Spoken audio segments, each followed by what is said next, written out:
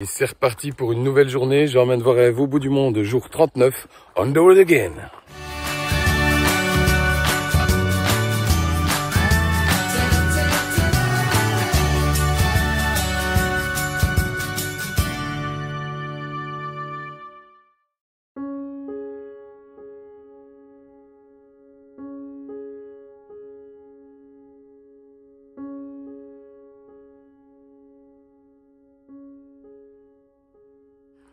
Ça va être une journée difficile pour moi aujourd'hui, parce que c'est aujourd'hui que se sépare notre petit groupe. Les trois Alsaciennes rentrent chez elles, elles ont fini leur chemin. Elsa aussi, elle rentre chez elle. Notre petite cantatrice, elle va continuer un peu plus loin normalement. Voilà, donc moi aujourd'hui je vais m'arrêter à Arzac, à Raziguet, pour pouvoir passer une dernière soirée avec les filles et leur dire au revoir. Si vous êtes hypersensible et si vous attachez facilement aux personnes comme moi, ben à la limite, j'ai envie de vous déconseiller ce chemin. On m'avait beaucoup parlé du chemin de Compostelle, j'avais beaucoup vu des choses par rapport à ce chemin, mais je n'avais jamais rien vu par rapport aux rencontres, aux séparations et tout ça. Donc je m'y attendais pas en fait. Et c'est peut-être finalement une des raisons pour laquelle ce chemin m'a appelé. Peut-être pour essayer de me renforcer par rapport à ça. Mais franchement c'est dur.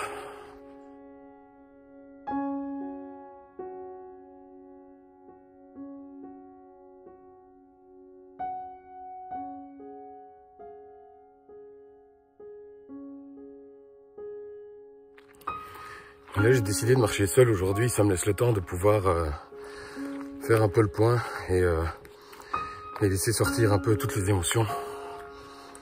Et c'est fou parce que parfois je me prends moi-même pour une mauviette. Je me surprends à chialer comme ça sans arrêt pour des petites choses. C'est toujours comme ça. On s'attache aux gens puis on doit les quitter. Alors on dit qu'on va se revoir, oui. Peut-être, peut-être pas. Ça, on verra ce que la vie nous réserve.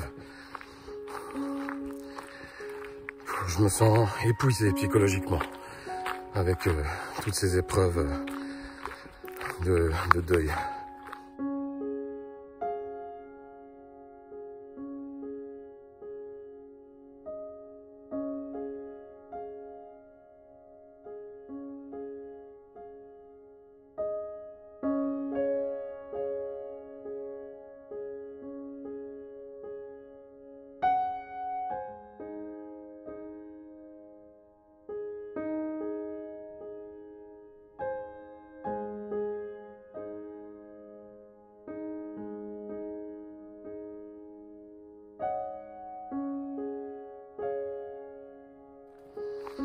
Je vous parle souvent des rencontres entre pèlerins ou avec les hébergeants, mais il faut pas oublier les habitants aussi.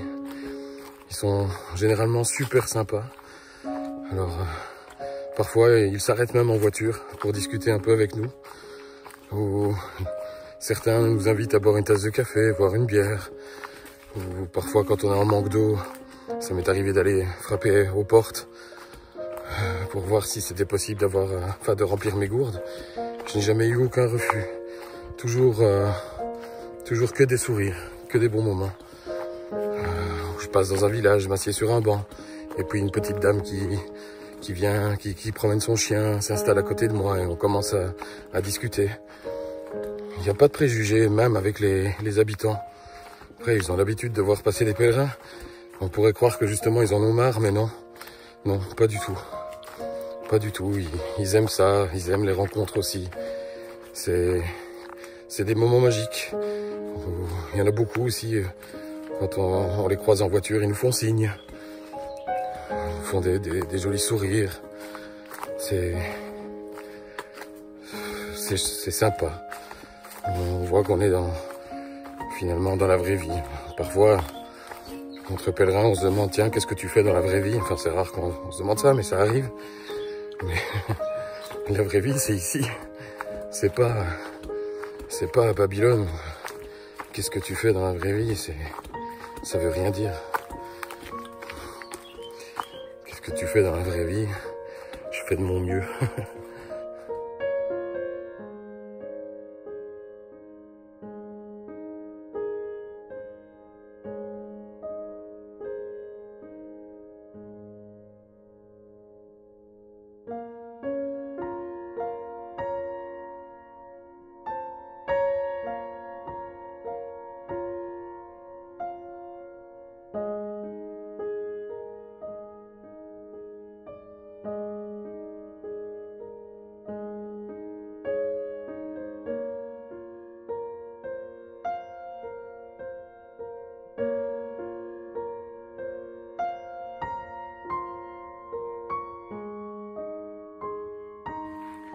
On ne marche pas sur le chemin de Compostelle, on chemine.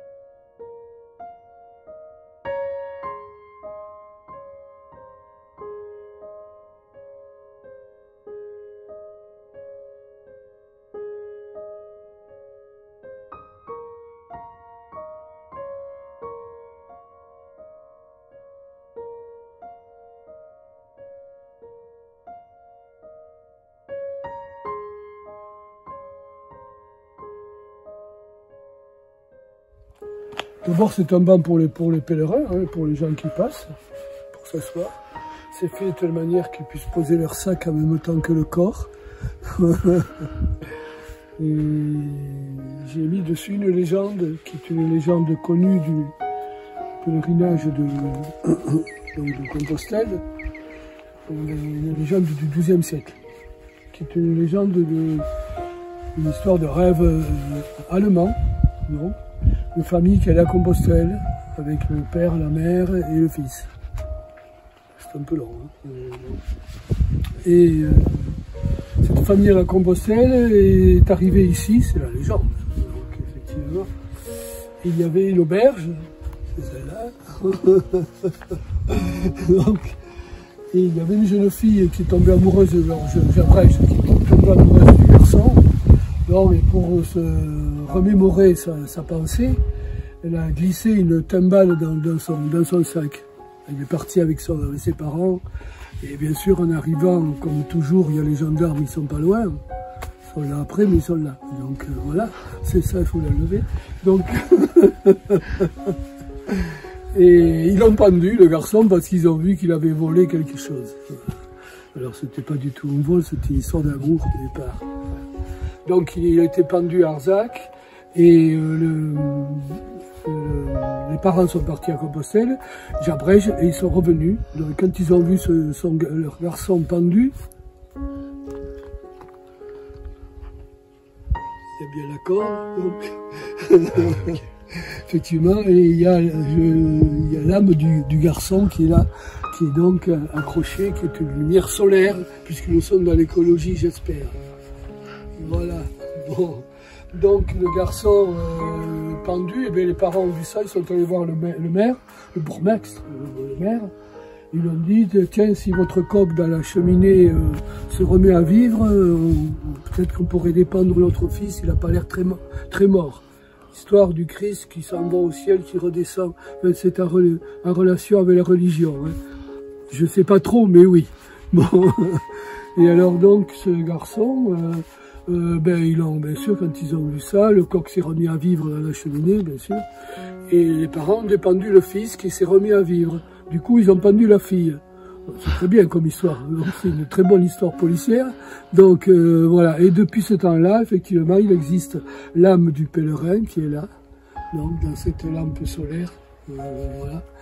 Donc, l'âme du pèlerin, avec bien sûr sa corde qui est désaccordée. Donc, voilà. Et puis ici, vous avez, mais c'est pas fini, vous avez ici une céramique, donc je suis en train de faire, donc effectivement, céramique avec le coq, le fameux coq qui est là à l'intérieur, je peux vous le montrer. Donc voilà, on peut le voir. Et puis ici, vous avez un semblant peut-être de, je sais pas, c'est peut-être une stèle, mais je sais pas. Donc, je l'ai pas dit. Voilà, il y a marqué le pendu des pendus, 12e siècle. Voilà, bon, c'est un amusement, vous voyez, le pendu des pendus, vous voyez. Et il y a le coq qui est à l'intérieur, qui est prêt, qui est en train de se faire. Voilà, donc globalement, ce que c'est comme référence que l'on trouve dans les églises, effectivement. Mais les gens ne le voient pas, on ne le voit pas, hein, donc c'est particulier. Mais sont surtout une référence aux pèlerins qui passent.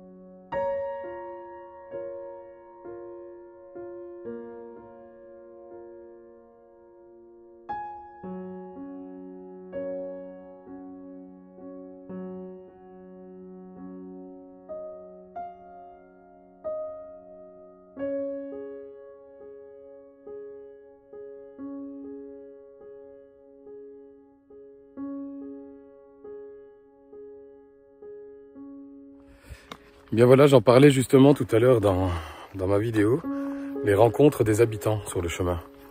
Et là, j'ai juste été interpellé par son petit panneau avec l'indication des kilomètres vers Compostelle. Et puis ce monsieur a commencé à m'expliquer l'histoire de son banc là devant. Et puis voilà, il m'a invité à boire une tasse de café chez lui. On a discuté pendant quelques minutes. Et voilà, ce monsieur est un artiste, il est écrivain. Il écrit des spectacles et il se retrouve aussi dans la merde hein, avec ce corona. Et voilà, on a sympathisé et je peux revenir quand je veux chez lui. Je suis chez moi, chez lui. Voilà, c'est quand même incroyable. Les gens, il y a beaucoup de gens qui sont en tout cas très, comment dire, très purs et très sincères. Sur ce chemin, bon, il n'y a pas que sur ce chemin, évidemment. C'est un peu partout, je pense. Mais ce serait dommage qu'il n'y ait des gens comme ça, d'ailleurs, que sur ce chemin. Mais en tout cas, l'humain existe encore.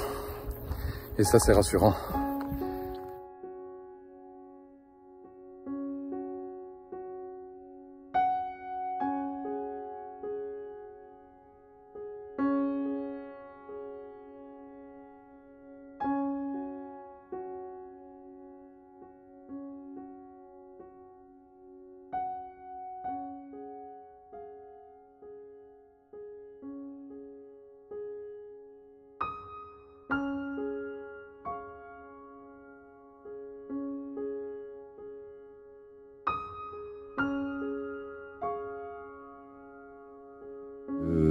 D'un point de vue vraiment personnel, Compostelle pour moi c'est une chose à laquelle je pense depuis très longtemps.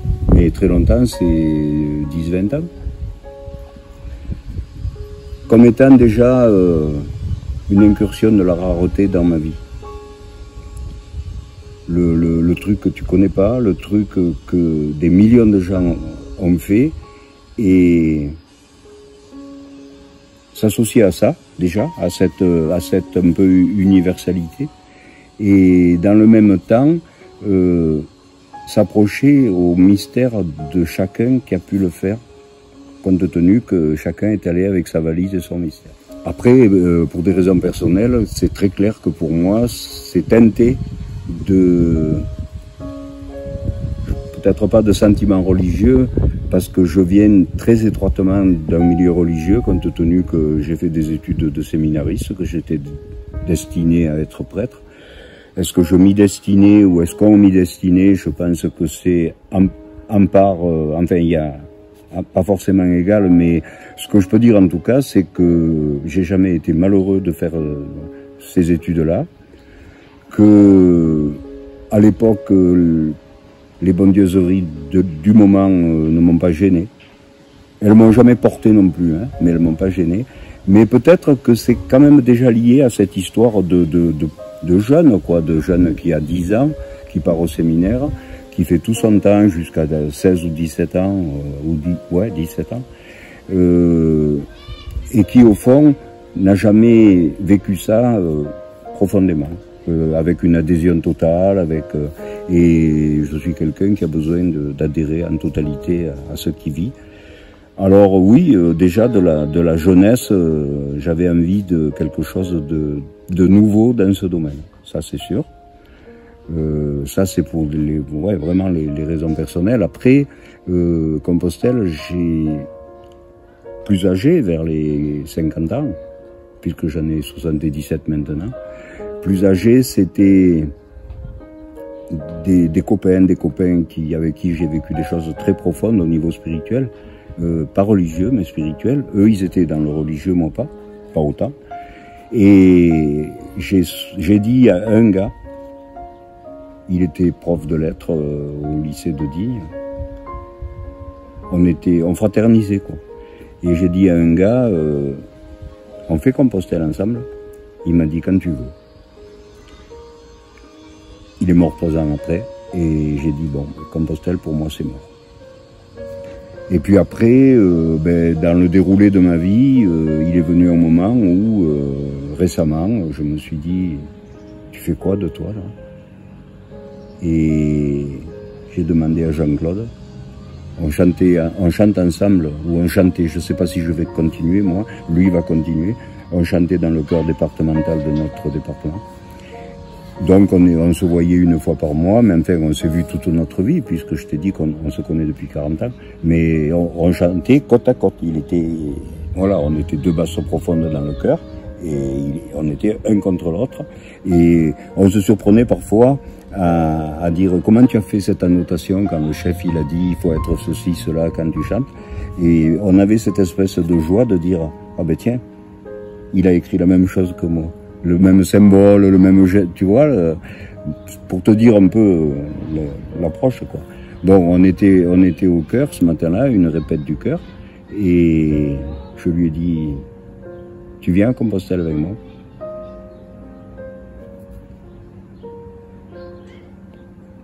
Deux secondes après. Il m'a dit, il y a 10 ans que je cherche des raisons de ne pas le faire. À l'âge que j'ai, c'est tout neuf, tout. Déjà, moi qui vis dans les paysages, ce que m'apportent les paysages, qui sont pour moi des paysages inconnus. Moi, je vis dans la très haute montagne. J'ai, je sais pas moi, 1 kilomètre à vol d'oiseau, des montagnes qui montent à 2000 ou 3000 mètres. Je vis là où, dans la part du monde où le regard est arrêté. C'est un monde dur.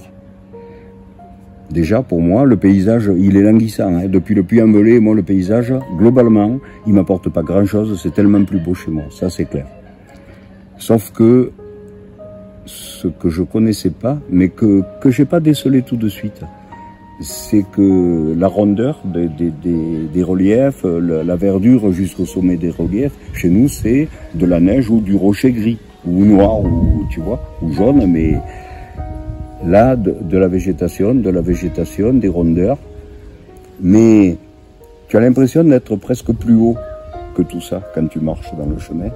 Et allez, au bout de 2-3 étapes, je me suis dit, mais il émane de ça une paix qui me vient et que je connaissais pas. En tout cas, par le chemin qu'elle prend pour entrer en moi, cette paix, je la connaissais pas.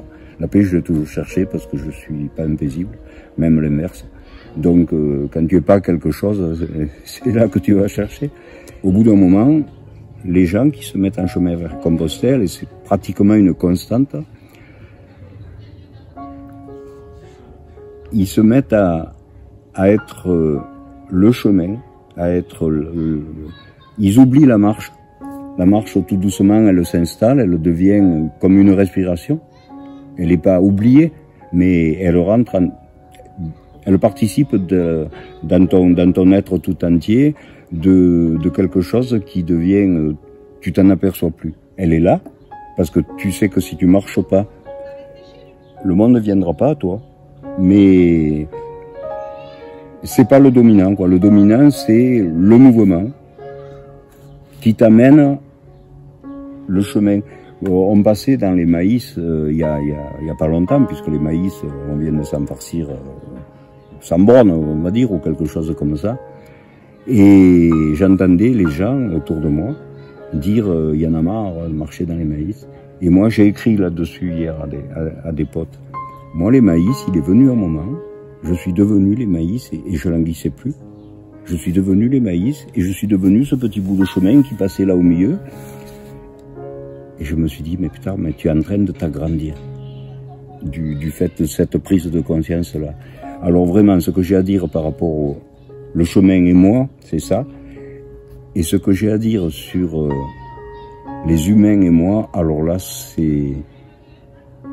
c'était un rêve. Je savais pas qu'on pouvait vivre ça, qu'on pouvait vivre cette profondeur,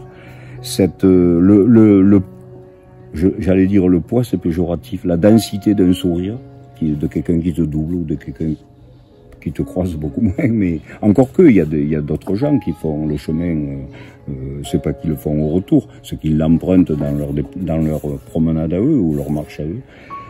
J'ai trouvé une bienveillance de tout et de tous, des gens qui tiennent les gîtes. Moi, il me semble, on est à la moitié du chemin, puisqu'on va au bout, mais il me semble que, pour l'instant, j'ai pas trouvé une fausse note. Une fausse note dans la qualité des rapports humains.